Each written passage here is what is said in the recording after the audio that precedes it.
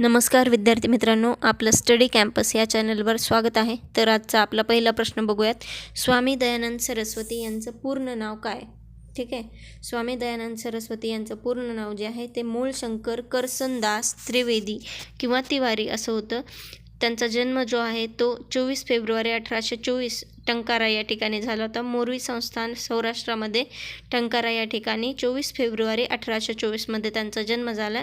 त्यानंतर त्यांनी 1846मध्ये सिद्धपूर या ठिकाणी त्यांनी ब्रह्मचारी हे नाव धारण केलं. त्यांनी गृहत्याग केला होता.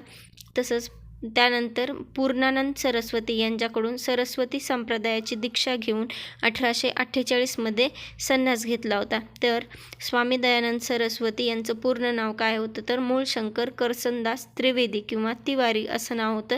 त्यांचा जन्म 24 फेब्रुवारी 1824 टंकारा या ठिकाणी झाला होता. तर हे पॉईंट सगळे महत्त्वाचे आहेत, लक्षात ठेवण्यासारखे पॉईंट आहेत. हे पुढचा प्रश्न बघूयात आपण. आर्य समाजाची स्थापना कोणी केली?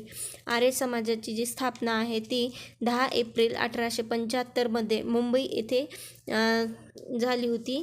आर्य समाजाची स्थापना त्याच्यानंतर कोणी केली आर्य समाजाची स्थापना? तर स्वामी दयानंद सरस्वती यांनी केली. त्याची जी घोषणा होती आर्य समाजाची ती वेदांकडे परत चला अशी ही घोषणा होती.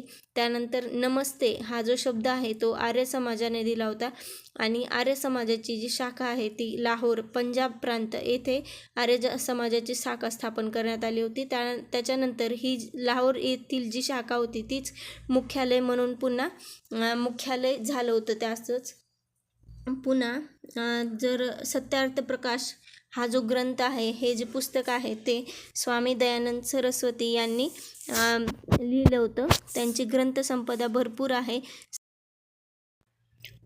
पुढचा प्रश्न बघूयात. आर्य समाजाची कोल्हापुरात शाखा कोणी स्थापन केली? तर आर्य समाजाची जी शाखा आहे ती राजर्षी शाहू महाराज यांनी स्थापन केली. त्यानंतर भारत हा हिंदी लोकांसाठी आहे अशी घोषणा सर्वप्रथम स्वामी दयानंद यांनी केली होती. त्यानंतर बाबासाहेब आंबेडकरांचं मत जे होतं ते आर्य समाज हे हिंदू समाजाचे एक पुढचे पाऊल आहे असं डॉक्टर बाबासाहेब आंबेडकरांचं मत होतं. स्वामी दयानंद सरस्वती यांनी ऋग्वेद व यजुर्वेदचे हिंदीत भाषांतर केलं होतं. त्याच्यानंतर पुढचे पॉईंट बघा. वैदिक धर्माचा प्रसार करण्यासाठी त्यांनी परोपकारिणी सभा स्थापन केली.